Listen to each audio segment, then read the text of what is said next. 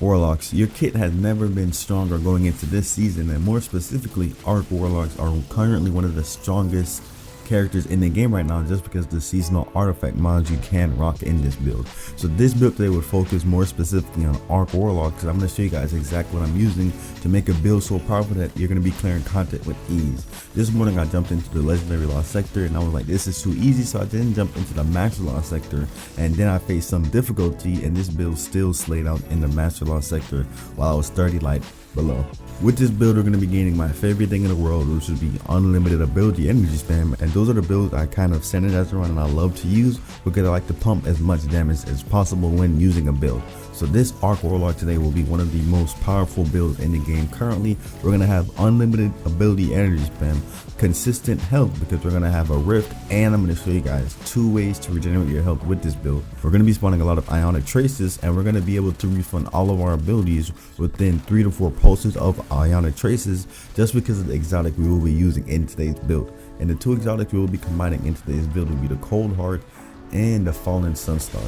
Those 2 exotics will give us the consistent ability energy spam we need to have a true ability spam build, and because we're using all of our abilities, we can actually use this build from a range and we don't need to get too close to enemies to actually kill them.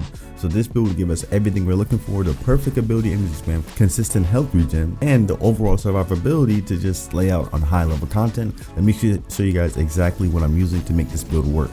So the main important things that make this build work will be your seasonal artifact mods. The seasonal artifact mods we want to keep in mind, and the ones we will be using, will be the first and foremost my favorite perk in the game right now: Lightning Strikes Twice.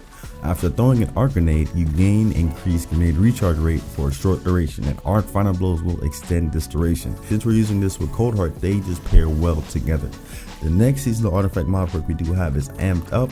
Amped Up is going to give us more damage resistance while amplified, and this is just going great into our build because we should be amplified at any given point because of our ability energy spam and spawning those ionic traces. The next thing we do have, which I do love, is Counter Charge. We will be having a way to gain a stack of armor charge when we stun a champion, and in this build we're going to have 3 different ways to gain a stack of armor charge, and this is the first way by using Counter Charge and your seasonal artifact mod. If you guys still don't have these perks unlocked because you're not high enough in your battle pass, I do have an AFK farm linked in the bio to show you guys exactly what I'm doing to just AFK farm overnight and gain these battle pass levels. The next thing we do have is Electric Armor.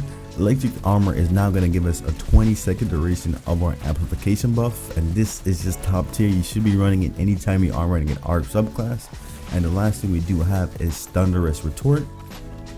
It's going to grant us a little bit of a damage bonus anytime we pop on our super while we are amplified, and it lasts until the end of the super activation. Since we always are amplified, this just pairs well with our Arc 3.0 subclass. And the last and final thing we do have, which just jolts targets, and primarily is we're going to be using this to stun unstoppable champions if you aren't using an arc weapon.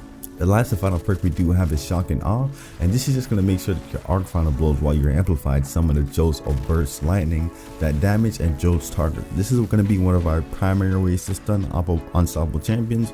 If we're using an arc weapon that isn't a trace rifle or a scout rifle to action that has the intrinsic perk to stun overload champions. So this is going to make sure that you are able to stun overload champions in your kit if you decide to swap out the Cold Heart.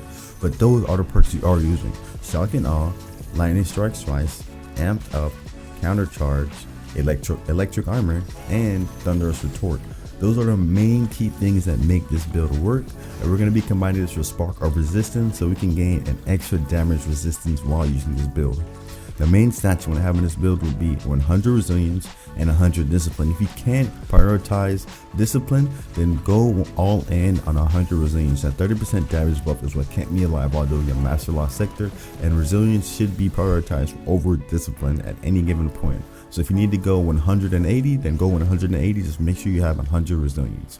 Our main exotic we will be using in this build will be Fallen Sunstar, and Fallen Sunstar will make sure that the ionic traces we create will move faster towards us, and it's going to grant us additional ability energy. Within 3 ionic traces that you get, you should have all of your abilities refunded, and that's just going to help with our ability energy spam. This is the key to make sure everything just locks in together and we're able to spam all of our abilities consecutively. Now, Let's jump into our Arc 3.0 subclass so you guys can see exactly what I'm using. For our aspects, we do have Electrostatic Mind. Electrostatic Mind means that when we defeat targets with our arc abilities, or we defeat a jolted or blinded target, we will create an ionic trace. And collecting any kind of ionic trace makes you amplified. That's one way we will become amplified in this build. The next thing we do have is Arc Soul.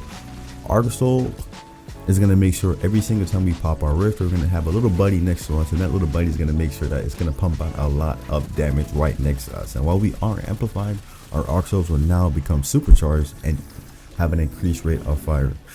Our abilities and our super are going to be very standard. We're going to be using Chaos Reach, our regular Healing Rift, which is one of the ways we are regenerating our health in this build. Healing Rift is very vital, so you're able to tank a lot of damage while inside of your Healing Rift, because you do get a damage resistant buff when you are inside your Healing Rift. We're using Burst Glide and Ball Melee.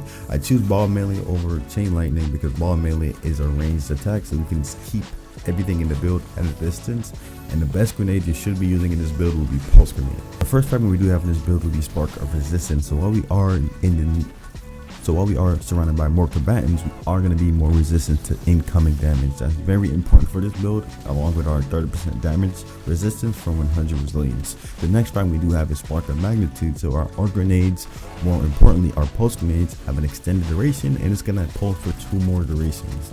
The next thing we do have is Spark of Beacons. Spark of Beacons means that when you are amplified, your arc special weapon Final Blows, which is going to be our Cold Heart, will now create a blinding explosion.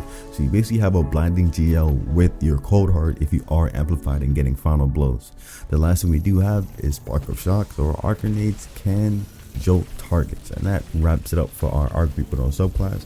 Everything synergizes well together, and this build is perfect for this eye clear capability, blinding enemies, becoming jolted, and spamming every single ability in your kit. The last thing we're going to touch on is going to be our mods. And our mods, we're just going to make sure we're able to spam our abilities. So on our helmet, we do have Ashes to Assets, so we're going to be able to gain super damage, Special Ammo Finder to keep up our Cold Hearts ammo, and then Arc Siphon, which is going to be Harmonic Siphon, since it's only a 1 energy cost. And a Harmonic Siphon just ties to your subclass. And with Harmonic Siphon, we're able to create Orbs of Power. Now, once we get those Orbs of Power, we're going to be using that to our advantage. And the next thing we have in our gauntlets will be Firepower. Firepower is going to make sure we spawn more Orbs of Power to combine with Harmonic Siphon. And we're taking full advantage of all those Orbs of Power by using the only active mod in this kit is going to be Grenade Kickstarter. A Grenade Kickstarter is going to expend all stacks of armor charges that you do currently have on hand to refund your grenade ability energy. And then the last thing we do have on our gauntlets will be Bolter Detonation. So it's going to grant us class ability energy when we cause damage with our grenade. And the reason for that is we're going to have all of our abilities funnel right back into each other. On our chest piece, we just have regular damage resist mods. So because the last sector was Arc and Solar, I do have Arc and Solar damage resistance combined with a concussive dampener. On our feet, we do have Invigoration and Better Already. Invigoration is going to grant us grenade ability energy every single time we pick up an Orb of Power, and it's basically like a miniature ionic trace. The next thing we have is Better Already. This is the second way we're going to be regaining our health. The reason for that is respawning Orbs of Power from our special weapon Cold Heart and from our grenade kills, our grenade Final Blows. The last thing we do have is Stacks on Stacks. So every single time we stun a champion or we pick up an Orb of Power, it will grant us 2 armor charge stacks instead of 1. On our gauntlet, we do have Reaper. Reaper is going to be our last and final way to spawn Orbs of Power. After activating our class ability, our next weapon Final Blow will spawn an Orb of Power. And we have 4 different ways to gain an armor charge stack, either by spawning Orb of Power from a weapon Final Blow, any Final Blow you do, or your grenade Final Blow. Well, we have the next mod we do have is Powerful Attraction, so it automatically collects all the Orbs of Power next to us when we spawn our class ability. So every time you pop your rift, you will collect all the nearby Orbs of Power. And then we have Bomber. Bomber is going to just means every single time we pop our class ability, it's going to refund our grenade cooldown. And since we are using Bolster and Detonation to feed inside of our rift, everything is just going full circle and refunding one another. The weapons we are using will be an auto rifle for anti-barrier, so any auto rifle you do have in a kinetic slot. Cold Heart.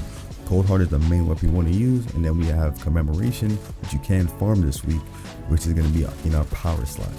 You want to build into 100 resilience and 100 discipline, and that's every single thing you need for this build to make it work for you. Thank you guys for tuning in this long, and if you guys stayed this long, the special thing in this build that I do love will be the shader. The shader we are using will be Photo Finish, and that's my favorite shader in the game.